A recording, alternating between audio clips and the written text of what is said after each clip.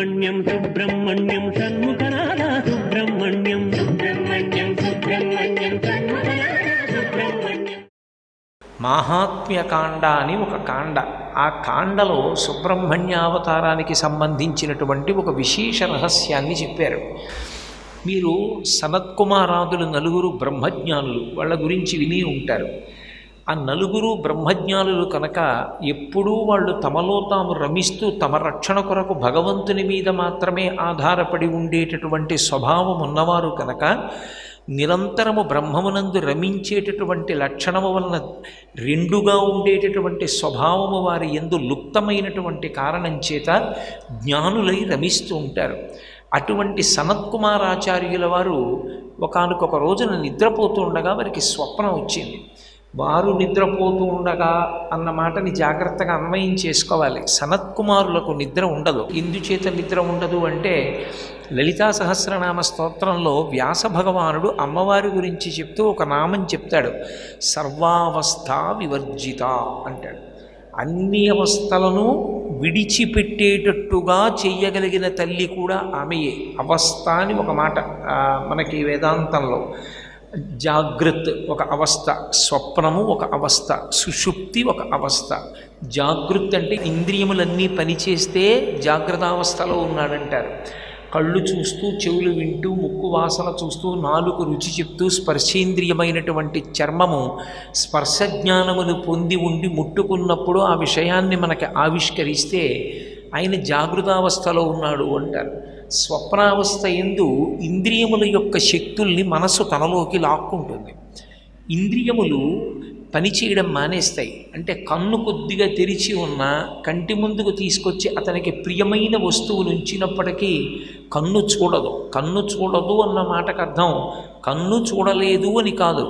కన్ను చూసిన దానిని మనసు పట్టుకోదు. ఎందుకంటే కంటిలో ఉన్న చూడగలిగిన శక్తిని మనసు తనలోకి లాగేసుకొని ఆ కంటి శక్తి మనసు యందు విశ్రాంతి తీసుకుంటూ ఉంటుంది.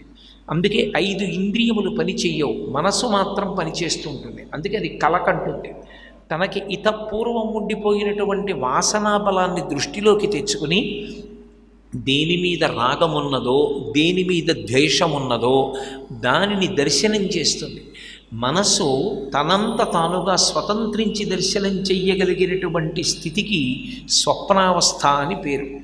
మూడవది ఉంటుంది, అది సుషుప్తి అంటారు. ఇక మనసు కానీ ఇంద్రియములు కానీ పనిచేయవు. మనస్సు ఇంద్రియములు కూడా ఆత్మ యందు లయమైపోతాయి. అప్పుడు కేవలము ఆత్మ ఒక్కటే మిగులుతుంది. అది మోక్షానికి దగ్గరగా ఉంటుంది, కానీ మోక్షమును అనుభవించిన వాడు కాదు, అజ్ఞానముతో ఉంటాడు. కాబట్టి అది మోక్షావస్థ అని చెప్పడం కుదరదు, సుషుప్తి అంటారు. ఈ 3 అవస్థలలో తప్ప సామాన్యమైనటువంటి వ్యక్తికి 4వ అవస్థ ఉండదు. ఉంటే ఇంద్రియములు తెలివిగా ఉంటాయి, లేకపోతే కలకంటూ ఉంటాడు, లేకపోతే గాఢ నిద్రలో ఉంటాడు.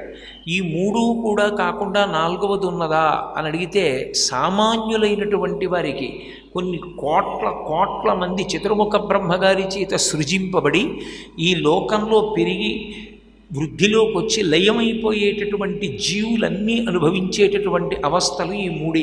ఈ 3టిలో తిప్పుతుంది కాబట్టి ఆవిడికి త్రిపుర సుందరి అని పేరు. అలా ఈ 3 అవస్థలే అనుభవిస్తారు. ఎక్కడో కోట్ల మందిలో ఏ ఒక్కడో ఒక్క స్థితికి చేరుకుంటాడు. అది సర్వావస్థ వివర్జిత. ఇక వాళ్ళకి ఇంద్రియములు పనిచేస్తూ ఉండడం అన్న అవస్థ కానీ, ఇంద్రియములు మనసులోకి ప్రవేశించిన స్వప్నావస్థ కానీ, ఇంద్రియములు మనసుతో కలిసి ఆత్మలోకి ప్రవేశించినటువంటి సుషుప్తి కానీ ఉండవు.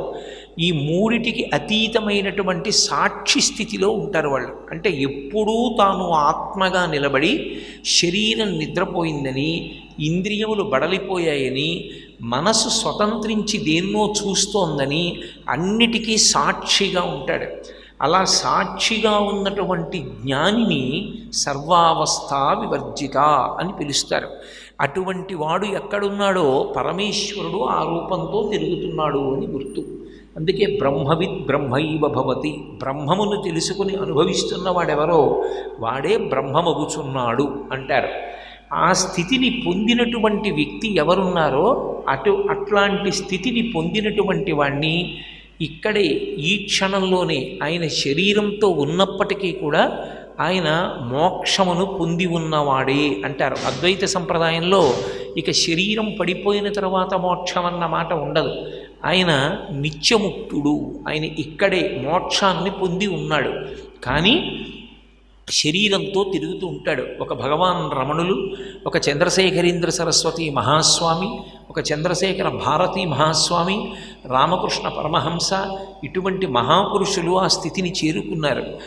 అలా శరీరంతో ఉండి కొంతకాలం తిరిగి శరీరం పడిపోతున్నప్పుడు కూడా సాక్షిగా చూస్తారు ఇది పడిపోతోందని, ఏ ఉద్వేగాన్ని పొందరు. అలా సాక్షిగా చూడగలిగి శరీరం పడిపోయిన తరువాత వారు సర్వవ్యాపకత్వాన్ని పొంది అంతటా నిండి నిబిడీకృతమైపోతారు. అప్పుడు విదేహముక్తిని పొందాడు అంటారు. ఆయనకి శరీరం లేదు కానీ ఆయన అంతటా నిండి ఉన్నారు అని విదేహముక్తిని పొందారు అంటారు. అటువంటి జ్ఞానికి ద్వంద్వములు ఉండవు. ఇక రెండు అన్న మాట ఆయన యందు అన్వయము కాదు. కాబట్టి శీతోష్ణములు, కష్టసుఖములు ఇటువంటి మాటలు వాళ్ళకు ఉండవు. సనత్కుమారుల వారు ఆ స్థితికి చేరుకున్నటువంటి మహానుభావుడు, బ్రహ్మజ్ఞాని, బ్రహ్మమానస పుత్రుడైన అటువంటి సనత్కుమారుల వారికి కల వచ్చింది. ఆయనకి కల వస్తే ఆ కలకి కూడా ఆయన సాక్షి.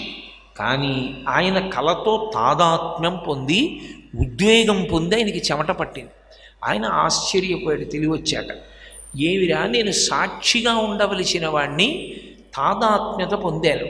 తాదాత్మ్యత పొంది స్వప్నావస్థలో మనసు చూసిన దానికి ఉద్వేగాన్ని పొందాను. ఏం కల వచ్చిందని విచారణ చేశాడు ఆయన.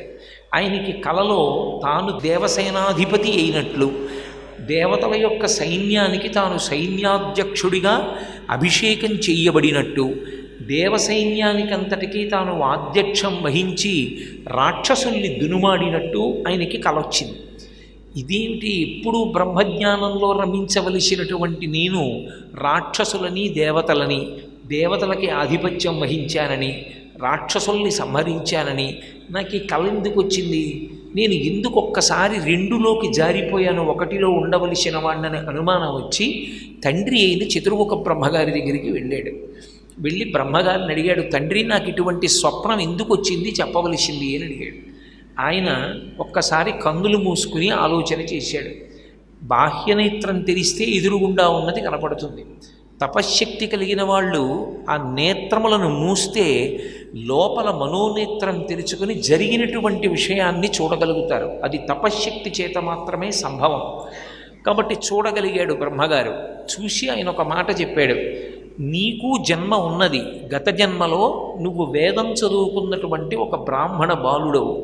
నువ్వు వేదం చదువుకునేటప్పుడు దేవాసుర యుద్ధము అనేటటువంటి ఘట్టం ఒకటి వచ్చింది.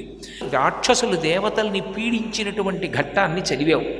విపరీతమైన ఉద్వేగాన్ని పొందావు. ఎంత ఉద్వేగాన్ని పొందావంటే, నేను దేవసేనకి ఆధ్యక్షం వహిస్తే ఈ రాక్షసులందరినీ చంపేద్దును అనుకున్నావు. అది ఎంత తీవ్రమైన ఉద్వేగం అంటే వాసనాబలంగా నిలబడిపోయింది నీ మనసులో. తరువాతి జన్మలో నువ్వు బ్రహ్మమానసపుత్రుడవై సనత్కుమారుడవై నువ్వు ఆత్మని అనుభవించగలిగినటువంటి బ్రహ్మజ్ఞానివి కాగలిగినా ఎక్కడో ఉండిపోయినటువంటి వాసనా బలం ఈనాడు నీకు స్వప్నంగా వచ్చింది. అంటే నీలో ఎక్కడో దేవసేనకి ఆధ్యక్షం వహించి రాక్షసుల్ని సంహరించాలన్న కోరిక ఒకటి మిగిలి ఉన్నది.